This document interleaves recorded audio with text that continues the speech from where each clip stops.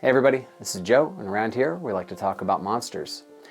I am prepping right now because soon I'm going to run a one-shot for some friends. I'll be running the level 8 adventure Path of Destruction that comes from Journeys Through the Radiant Citadel. This is a fun adventure worth checking out. It deals a whole lot with volcanic activity and earthquakes and things coming out of the ground, all having to do with fire.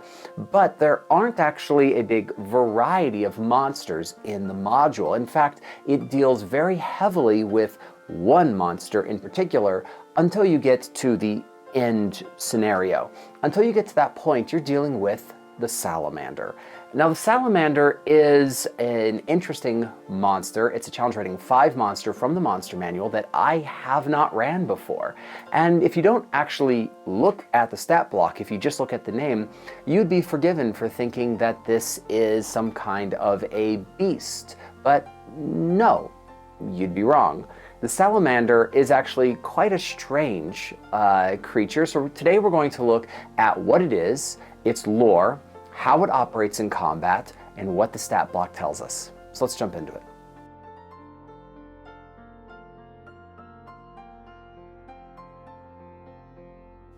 So the Salamander, as I mentioned in the preamble, is not a beast. It's not really representative of salamanders in reality. This is actually a giant-sized creature, elemental, that is typically neutral evil in its alignment. The lore of the creature actually gives it some interesting ways of plugging it into your campaign, that the Ifrits, when they were building the city of Brass, had hired Azers to be their workers, but then failed to actually enslave them, and decided to, I guess, they needed to enslave somebody else, so they found the giant-sized salamanders and somehow found a way to enslave them.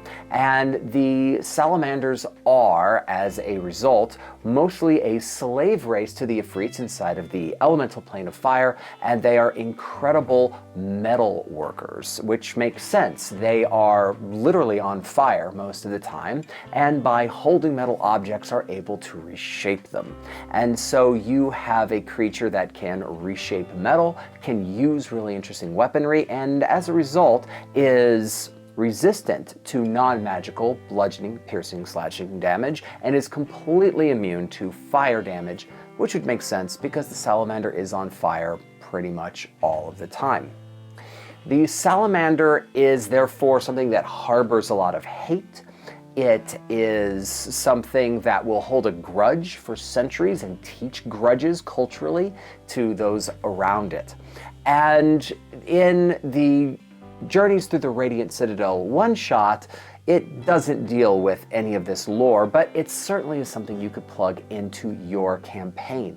If you have players dealing with Ifrits or going to the elemental plane of fire, you are going to want to deal with salamanders. And if you just have volcanic activity, there's no reason you could not have them coming out of the ground. Let's take a look at how you might look at running a salamander in combat. So when your players actually confront a salamander, there's very little opportunity to actually have the salamander have a discussion with or explain itself to your party. And the reason is not that it would not at least be willing to communicate. It has an intelligence of 11, so it is slightly more intelligent than the average human commoner.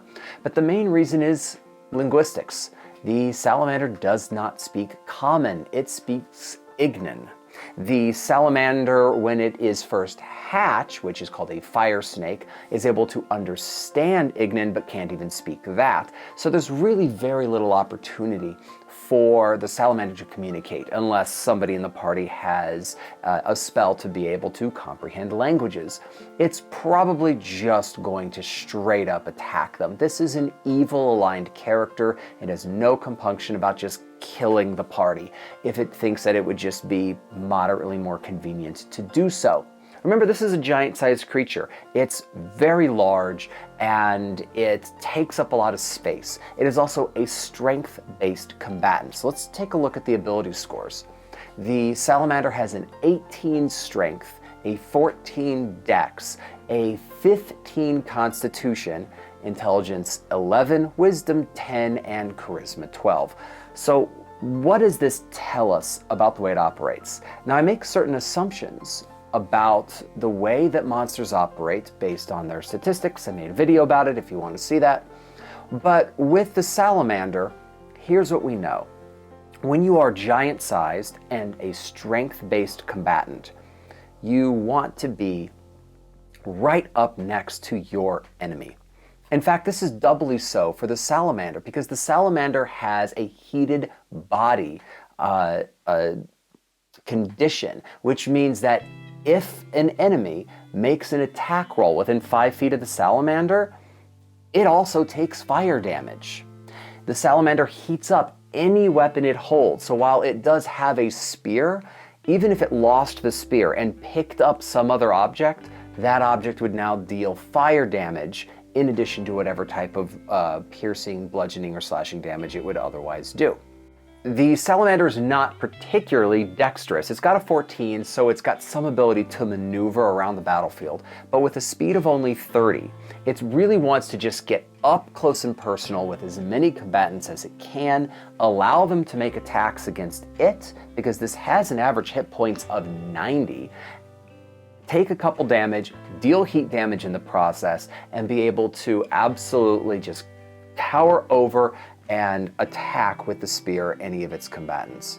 It gets 2 attacks in a multi-attack, one with the spear, one with its tail. Now, both of these do fire damage in addition to another type of damage, but the tail is the more interesting one because it auto-grapples somebody that it hits. Once it does this, it can't attack with the tail while grappling, but this also imposes the restrained condition, which means that attacks against the grappled target would have advantage. So, how does the salamander operate? It gets in as close as it can to the enemies that it wants to kill, attacks with the tail first, grapples somebody, and then attacks with advantage with the spear, basically trying to just puncture and light on fire somebody until they die, and then go to the next person. And just assume that its presence is going to be horrifying and intimidating. It's probably accustomed to being horrifying and intimidating because it has a charisma of 12. And I've argued before that a high charisma creature, particularly one that's not a spellcaster, and the salamander is not a spellcaster, this means that it's used to being noticed. And a salamander is going to be noticed for all of the scary and wrong reasons. It is mean-spirited, is intimidating, and it's also a slave to Ifrit, so it has a whole lot of hatred to it. This is going to be a fun creature to just get close to your party and start just trying to attack them. Now, if you run Journeys to the Radiant Citadel, the first combat that is inside of that one shot has 2 salamanders and 2 fire snakes. So let's take a look at some of the lore regarding the fire snakes, the life cycle of the salamander, and what happens if you have multiple of these creatures together. So what do we know about the culture of salamanders and the way that they might interact with each other? This actually can be a pretty interesting part of a story. We see inside of the lore of the Monster Manual that the salamander literally hatches as a fire snake by melting through the egg itself when it hatches. It is a full-grown salamander within 1 year. It starts as a medium-sized creature, so these are big eggs, and then it grows to a full-size salamander in a year, and it has the same attack sequence and the same attack abilities with the multi-attack as the larger salamander. However, it's not large enough to grapple with its tail. When we look at the salamander, we see that it is described as a domineering noble, that the stature of salamanders increases as they age and as they grow in size. They are described as cruel and taking their cruelty and their meanness from their Ifrit masters. Even salamanders that are free salamanders, that are not slaves to the Ifrit, also have a culture of cruelty and of rigid hierarchy. As a result, I would make an argument that salamanders do not care for their young, that they have eggs and the fire snakes are on their own from the moment that they hatch. Everything seems to lean in this direction, with fast maturation, with status coming with age and size. I would lean in that direction. So if you have an environment where there are multiple salamanders and fire snakes, there is no reason to think that they could not perhaps work together, right? Because they do share a common language and they have an intelligence of 11, allowing for coordination of attacks. However, the salamanders will not step in front of and protect their young, the fire snakes. They will simply use them as part of the coordinated battlefield tactics. The goal is going to be to use the fire snakes to attack these creatures that are isolated, and then the center of attack is going to be the salamanders themselves, rushing in to the very center and attempting basically to light everything on fire, grapple people, and then stab them to death with spears. It's a very simple way of attacking, but with multiple combatants on the field, you do get fire snakes, which still have a movement speed of 30 to be able to get to your ranged attackers or to your spellcasters. So you can engage everybody in the battlefield, which is an exciting way to be able to play it.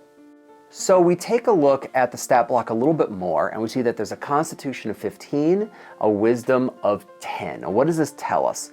A Constitution of 15 means that this is a creature that has no trouble being in physical harm, right? Being in the way of physical harm. It's tough, it's robust, it's got a nice hit point pool, its Constitution modifier is relatively beefy, so it will just get to the middle of action. With a wisdom score of 10, it's not particularly adept at understanding its environment. Things can sneak up on it 100%. It's not necessarily going to use the terrain to its best advantage. It doesn't feel a need to do so. Instead, it's simply going to be the battlefield itself. So low wisdom modifier means a little bit a low amount of situational awareness. It certainly will hear branches snap as people fail dex saves for stealth checks coming up behind it, because it's not like it has a negative wisdom modifier, but it's not going to use the terrain all that well for its own purposes. With an intelligence of 11, it can communicate with others, it can have a hierarchy in society, and it can coordinate attacks, but it's not going to be amazingly sophisticated in the way that it actually approaches attacking or the party or in defending its area. It's going to be a very simple strategy. As far as using the salamander as part of your story, the salamander has both free salamanders, which can roam but still have an evil culture, though thinking of them as having a very large and intricate culture is probably not going to be the way I would play them. I would have small groups of salamanders in the elemental plane of fire, or coming up through volcanic activity, or through fissures in the ground, or whatever. You could have the City of Brass, you could have Ifrits inside of your campaign, in which case you'd have a larger number of salamanders and you would have them as slaves, perhaps wanting to revolt, perhaps being willing to make deals with the party, perhaps being willing to make equipment or weaponry for the party.